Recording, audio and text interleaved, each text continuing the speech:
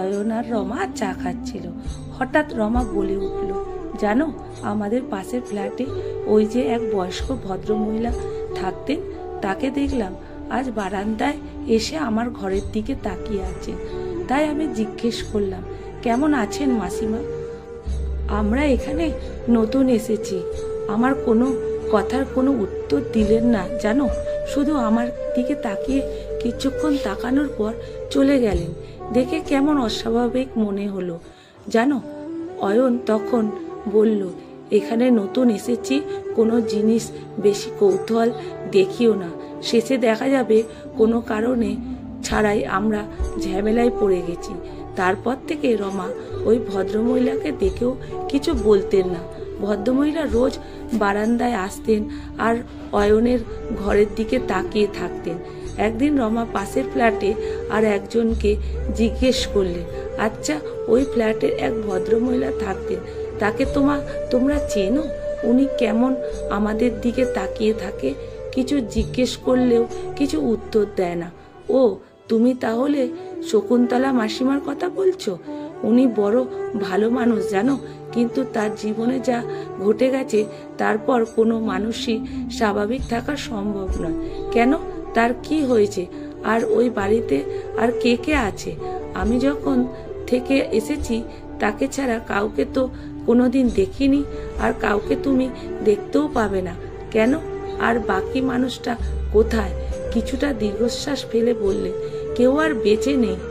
তার ছেলে, বৌমা আর 4 বছরের নাতি সবাই গাড়ি করে একটা জায়গায় বেড়াতে গিয়েছিল, আর সেখানে গাড়ি অ্যাক্সিডেন্ট হয়ে একসঙ্গে 3 জনাই মারা যায়। আর শকুন্তলা মাসিমা স্বামী তো অনেক দিন আগেই মারা গেছেন। একসঙ্গে ছেলে, বৌমা, নাতি 3 জনের মৃত্যুতে শকুন্তলা মাসি কেমন যেন চুপচাপ হয়ে গেছেন, কারোর সঙ্গে সেভাবে কথা বলেন না, একা একাই থাকতেন।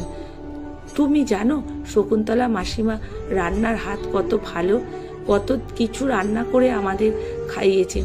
উনি রান্না করে মানুষদের খাওয়াতে বড় ভালোবাসতেন, কিন্তু আজ সেই মানুষটা অবস্থা দেখো। ভগবান যে কখন কার জীবনে কি ঘটান একমাত্র তিনিই জানেন। এরপর একদিন রমা ওই ভদ্র মহিলাকে বারান্দায় দাঁড়িয়ে দেখে চিৎকার করে বললেন, মাসিমা কেমন আছেন? আপনার সঙ্গে আমার একটু কথা ছিল, আমি কি আপনার সঙ্গে একটু কথা বলতে পারি? আপনার বাড়িতে গিয়ে শকুন্তলা দেবী সেই দিন প্রথম কথা বললেন, কি দরকার আছে আমি আপনার কাছে গিয়ে বলি? মাসিমা, আচ্ছা ঠিক আছে এসো। এরপর রমা দরজায় এসে ধাক্কা দিলেন। শকুন্তলা দেবী দরজাটা খুলে দিয়ে দরজার কাছে মাথা ঘুরে পড়ে যান। রমা তখন শকুন্তলা দেবীর চোখে মুখে জল দিয়ে জ্ঞান ফেলায়। এরপর শকুন্তলা দেবী খানিকটা সুস্থ হওয়ার পর বললেন, বয়স হয়ে গেছে, শরীর আর সারতে দেয় না, তোমার অনেকটা সময় নষ্ট হলো। না না মাসিমা, এমন করে বলবেন না, আমি আপনার মায়ের মতন। আচ্ছা ঠিক আছে, এবার বলো আমার সঙ্গে তোমার কি দরকার? আসলে মাসিমা, আমি এখানে নতুন এসেছি আর আমার বিয়ে নতুন হয়েছে। আমি রান্না খুব একটা ভালো পারি না। অয়ন অনেক দিন ধরে বলছে কুমড়োর চক্কা খাবে, আমি রান্না করতে জানি না, তাই আপনার কাছে এসেছি রেসিপি জানতে। শকুন্তলা দেবী ঠোঁটের কোণে ভেসে উঠল হালকা হাসি। আসলে এতদিন পরে তার কাছে কেউ রান্না শিখতে চাইছে, তাই উনি খুশি হয়েছেন। এরপর অনেকটা উৎসাহ সঙ্গে শকুন্তলা দেবী রমাকে সবকিছু গুছিয়ে বললেন। এরপর রমা সেই মতো কুমড়ের ছক্কা রান্না করে অয়নকে খাওয়ালো এবং কিছুটা নিয়ে হলো শকুন্তলা দেবীর জন্য। এমন দেখে শকুন্তলা দেবীও একদিন নিজের হাতে পায়েস বানিয়ে রমাদের দিয়ে এলেন। এইভাবে আস্তে আস্তে রমা এবং অয়নের সঙ্গে শকুন্তলা দেবীর একটা ভালো সম্পর্ক গড়ে উঠল। আসলে শকুন্তলা দেবী অয়ন এবং রমার মধ্যে নিজের ছেলে বৌমাকে দেখতে পেতেন। শকুন্তলা দেবী যখন রমাদের জন্য পায়েস নিয়ে এলেন তখন রমা আর অয়ন দুজনাই খুব খুশি হলেন। রমা মাসিমার হাতে তৈরি পায়েস স্বাদ নিয়ে বলল, মাসিমা আপনার রান্না সত্যি জুড়ি নেই, এত দারুণ হয়েছে।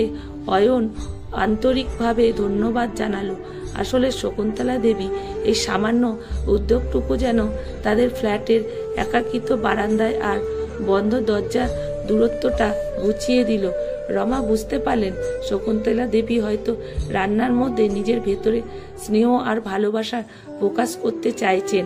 পরের দিন রমা সকালে উঠে কিছু ফুল আর ফল নিয়ে শকুন্তলা দেবীর দরজা টোকা দিল। শকুন্তলা দেবী দরজা খুলতে রমা হাসি মুখে বলল, মাসিমা, এগুলো আপনার জন্য, আর একটু চা খেয়ে যাবেন আমাদের সাথে। প্রথমটা শকুন্তলা দেবী একটু ইতস্তত করলে, তার সেই আগে স্বভাবসুলভ নীরবতা, কিন্তু রমার চোখে ছিল গভীর শ্রদ্ধা আর আমন্ত্রণ, যা তিনি উপলক্ষ করতে পারলেন না। এসো মা, শকুন্তলা দেবী বললেন, তার কণ্ঠে বহুদিন পর এক স্বাভাবিক উষ্ণতা। সেদিন সকালে রমা, অয়ন, শকুন্তলা দেবী একসাথে চা খেলেন। রমা আর অয়নের হাসি খুশি গল্প শোনালেন তাদের নতুন জীবনে। ছোট ছোট খুঁটসুটির কথা বলল।